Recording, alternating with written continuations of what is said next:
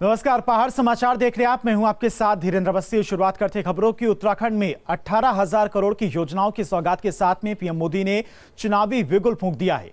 देहरादून में double engine की सरकार के फायदे और पहाड़ के नए वायदों के साथ में सीएम धामी और प्रधानमंत्री नरेंद्र मोदी फिर से सत्ता में वापसी का दम भरा है।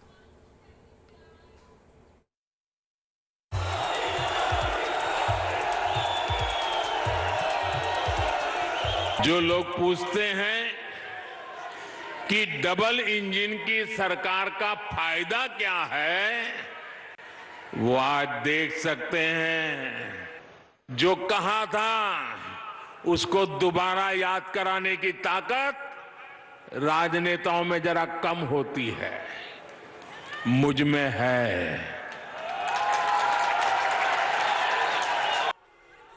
प्रधानमंत्री के हुंकार और कार्यकर्ताओं के सैलाब के बीच देवभूमि के चुनावी दंगल का शंखनाद हो चुका है। डबल इंजन की सरकार और प्रधानमंत्री नरेंद्र मोदी के नाम के सहारे बीजेपी फिर से 2017 की जीत को दोहराने की तैयारी में है।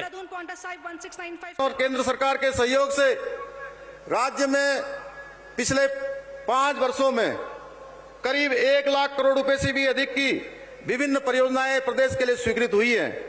इनमें से बहुत सी योजनाएं पूर्ण हो चुकी हैं और अन्य पर कार्य चल रहा है। उत्तराखंड के सतत विकास के प्रति यह आदरणीय प्रधानमंत्री जी के समर्पण का नतीजा है कि आज उनके द्वारा इसी मंच से 18,000 करोड़ से भी अधिक की विकास योजनाओं का लोकार्पण व शिलान्यास किया जा रहा है। पहाड़ पर सत्ता के लिए संग्राम तेज हो चुका है। रैली के दौरान प्रधानमंत्री मोदी की मौजूदगी में मुख्यमंत्री पुष्कर सिंह धामी ने राज्य की छवि बिगाड़ने वालों पर तीखे प्रहार किए। कुछ तत्व ऐसे भी हैं जो राजनीति की आड़ लेकर हमारे राज्य की पहचान को तोड़ने और मरोड़ने का काम कर रहे हैं, माहौल बिगाड़ने की कोशिश कर रहे हैं। मैं ऐसे सभी दलों और नेताओं को स्पष्ट शब्दों में कह देना चाहता हूं कि हमारी और केंद्र और राज्य की राष्ट्रवादी सरकारें के रहते उनका कोई भी तिकड़मी चाल कभी पूरी नहीं होने वाली है।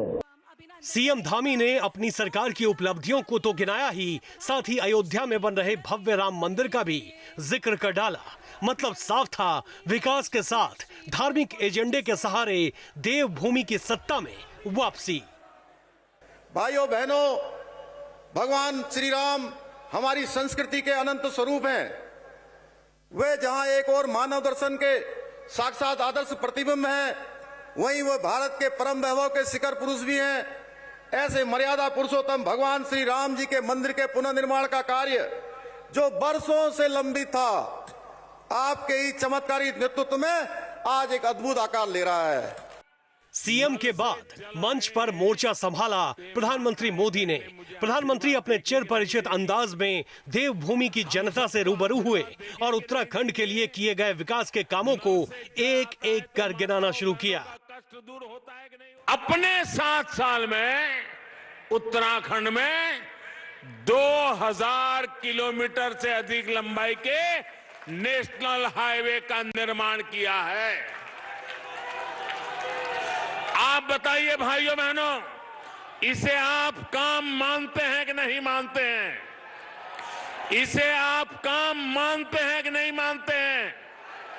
क्या इसमें लोगों की भलाई है कि नहीं है? इससे उत्तराखंड का भला होगा कि नहीं होगा? आपकी भावी पीढ़ियों का भला होगा कि नहीं होगा? उत्तराखंड के नौजवानों का भाग्य खुलेगा कि नहीं खुलेगा? 22 के महासमर के लिए प्रधानमंत्री मोदी ने पहली चुनावी रैली करके डबल इंजन की सरकार की उपलब्धियों को गिनाया, साथ ही विपक्ष पर तीखे बाण चलाए। प्रधानमंत्री की इस जनसभा से भाजपा को काफी उम्मीदें हैं, क्योंकि 2017 में प्रधानमंत्री के भाषणों के बाद चुनाव का रुख बदलते हुए सभी ने देखा है।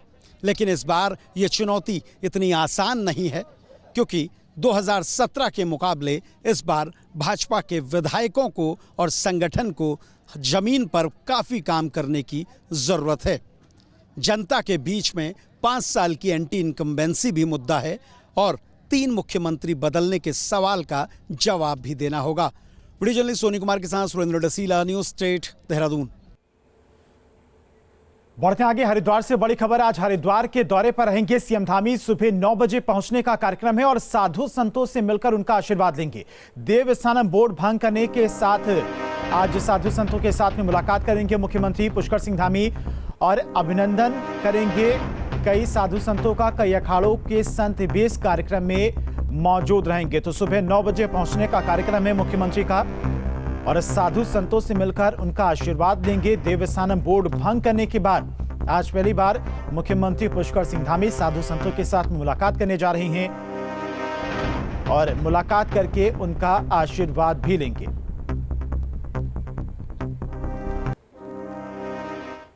और पीएम मोदी की देहरादून जनसभा को लेकर बीजेपी नेताओं और कार्यकर्ताओं में जोश नजर आया। उत्तराखंड की महिलाओं को लेकर उनका विजन भी साफ दिखा। न्यूज स्टेट संवाददाता सुरेंद्र डसीला यहां पर मौजूद कुछ महिलाओं से उन्होंने बातचीत की है। महिलाओं ने क्या कुछ कहा है, सुनिए।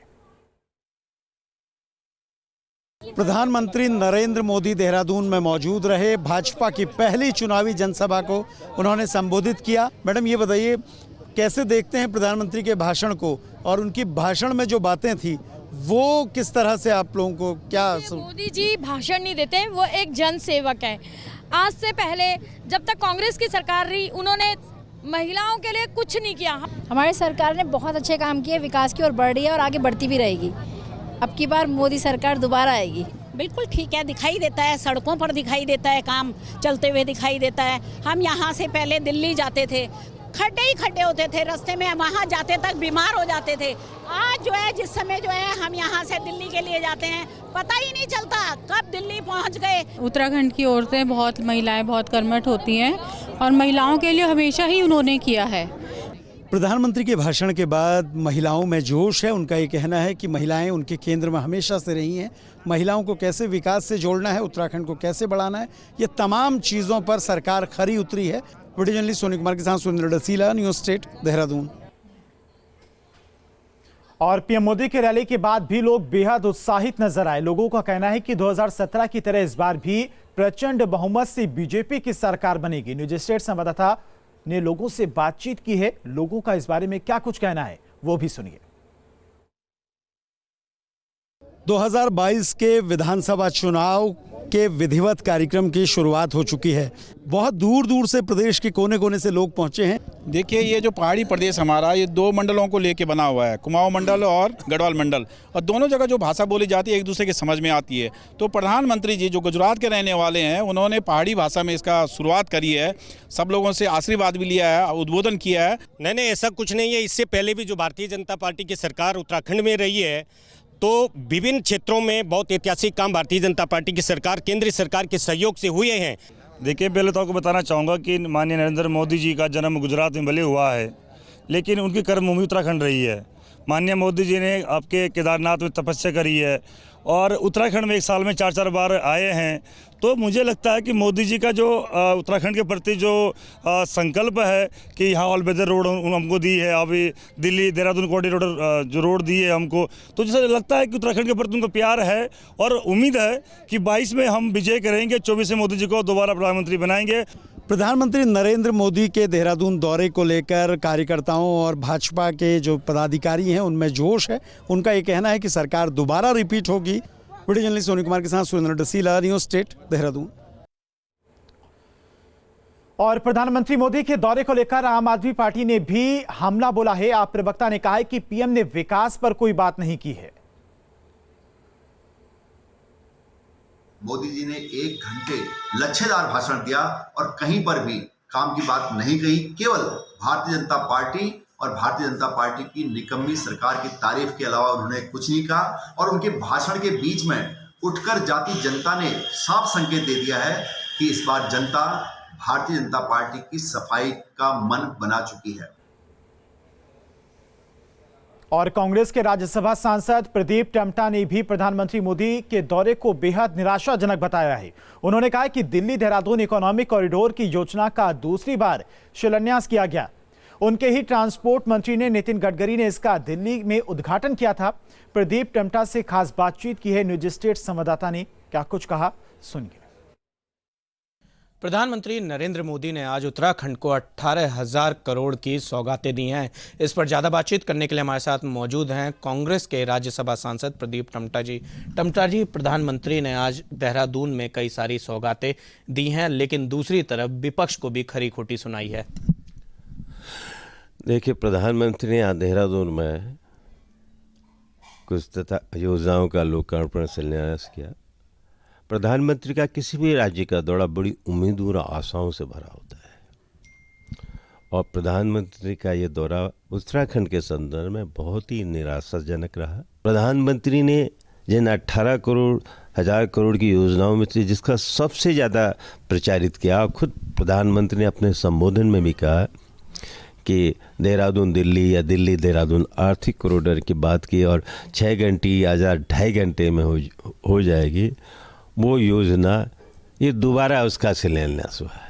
बड़ी गजब की बात है कि देश के प्रधानमंत्री आज उनका शिलान्यास कर रहे हैं और देश के प्रधानमंत्री को ये पता नहीं है कि उनके ही मंत्री ने, सरफेस ट्रांसपोर्ट मंत्री ने, नितिन गडकरी जी ने इसका दिल्ली में दिल्ली देहरादून कॉरिडोर का उद्घाटन किया। उस दिन में उन्होंने यही कहा। सीधे तौर पर प्रदीप टमटा साहब का कहना है कि प्रधानमंत्री को पुरानी उपलब्धियों का भी जिक्र करना चाहिए था और जवानों की सहानुभूति में कुछ शब्द भी बोलने चाहिए थे। वीडियो जर्नलिस्ट जैनेंद्र के साथ निशांत राय, न्यूज़ स्टेट, दिल्ली। और पीएम के उत्तराखंड दौरे पर कांग्रेस के पूर्व सीएम हरीश रावत ने प्रतिक्रिया दी है और पीएम पर गुमराह करने का आरोप लगाया है। प्रधानमंत्री जी ने बहुत लंबा भाषण दिया, मगर उम्मीदें बढ़ाने वाला भाषण, केवल राजनीतिक भाषण दिया, जिस भाषण में जुमलों की बरसात हुई, मगर जुमले सबको मालूम है जुमले ही रह जाते। डबल इंजन के जुमले का कारनामा उत्तराखंड भुगत चुका है। मंत्री जी ने कहा कि उत्तराखंड की जवानी भी और पानी भी उत्तराखंड दी काम ऑन, लेकिन कितना काम आएगा या आ रहा है उसका कोई रोड मैप और उसकी कोई जानकारी प्रधानमंत्री जी को या तो है ही नहीं या उन्होंने जानबूझ करके छिपाई। और रुकते हैं छोटे से ब्रेक के लिए। पहाड़ समाचार में खबरें लगातार जारी हैं। ब्रेक के बाद आगे बढ़ते हैं। विजय शंखनाद यात्रा के दौरान द्वारहाट पहुंचे आप प्रदेश प्रभारी दिनेश मोहनिया का भव्य स्वागत किया गया। द्वारहाट में दिनेश मोहनिया ने ढोल नगाड़ों के साथ में पैदल यात्रा भी निकाली और इसके बाद जनता को संबोधित करते हुए कहा कि 5 साल खराब करने वाले नेता को सजा मिलनी चाहिए। उन्होंने कहा कि जो नेता वोट मांगने आए उससे 5 साल का हिसाब ले। दिनेश मोहनिया ने काम के आधार पर जनता से वोट देने की अपील भी की।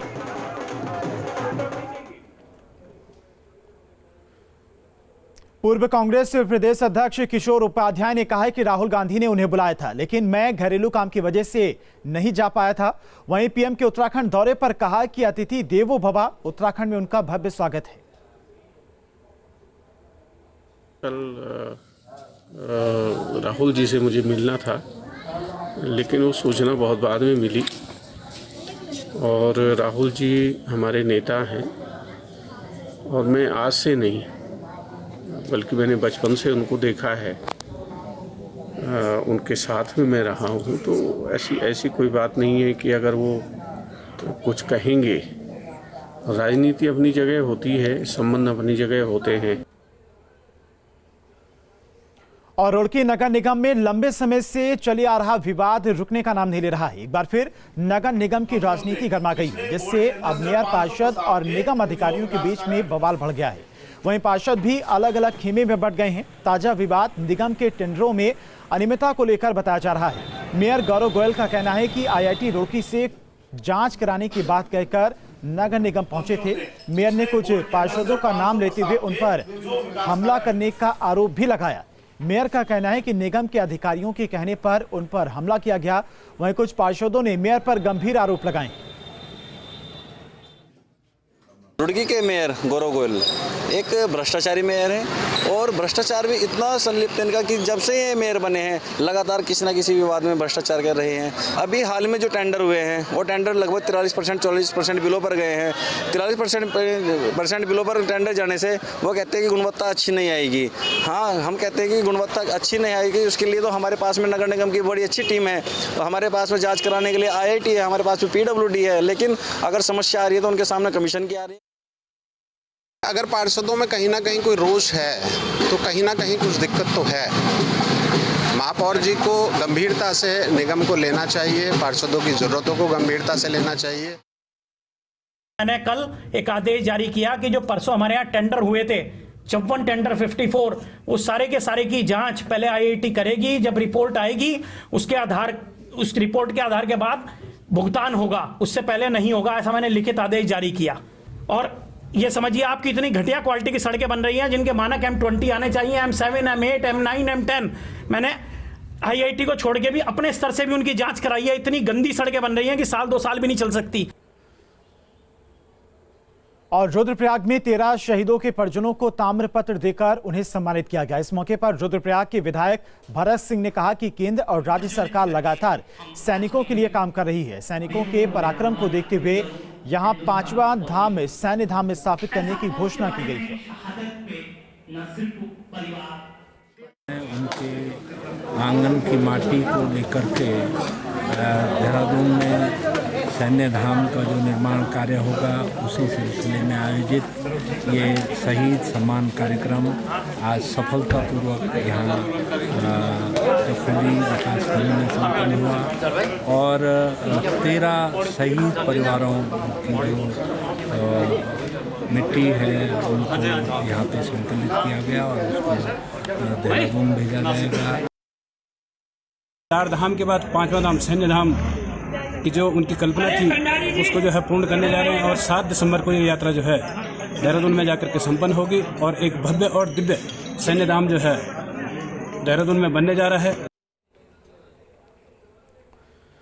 और हरिद्वार वासियों को हरिद्वार रुड़की विकास प्राधिकरण ने बड़ी सौगात दी है। गंगा नहर पटरी पर बच्चों, युवाओं और बुजुर्गों के लिए आधुनिक पार्क बनाया गया है। ये पार्क 20 लाख रुपए की लागत से बनकर तैयार हुआ है और HRDA के उद्यान भवन ने इसका निर्माण किया है। दरअसल ज्यादातर लोग गंगा नहर पट्टी में मॉर्निंग वॉक और इवनिंग वॉक करने आते हैं। ऐसे में HRDA ने इसका संज्ञान लिया और आधुनिक पार्क में ओपन जिम, फाउंटेन और बच्चों के लिए आधुनिक झूले का निर्माण कराया गया है। इसमें कई जिम है, उसमें बेंचें लग रहे हैं, प्ले से रिलेटेड जो है इक्विपमेंट है बहुत सारे। तो इसमें बुजुर्गों के लिए, बच्चों के लिए और जो भी वहाँ पे घूमने के लिए आते हैं, टहलते हैं, उनके लिए एक बहुत अच्छा एक एंजॉयमेंट के लिए भी रहेगा और एक अच्छा वातावरण मिलेगा वहाँ पे।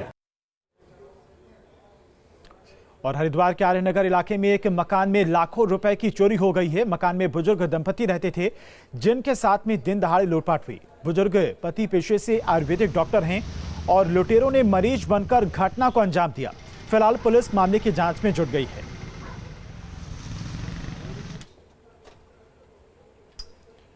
और रुद्रप्रयाग जिला अस्पताल में डॉक्टरों और स्टाफ के बीच में चल रही तनातनी का खामियाजा मरीजों को भुगतना पड़ रहा है। एक महिला का पथरी का ऑपरेशन होना था, लेकिन ऑपरेशन थिएटर में अस्पताल स्टाफ ने कोई तैयारी नहीं की, जिसके बाद डॉक्टर गुस्से में बाहर निकल आए। मामला अस्पताल प्रबंधन के पास पहुंचा, जिसके बाद महिला का ऑपरेशन हुआ। तीमारदारों ने मीडिया के सामने भी अपनी बातें रखी हैं।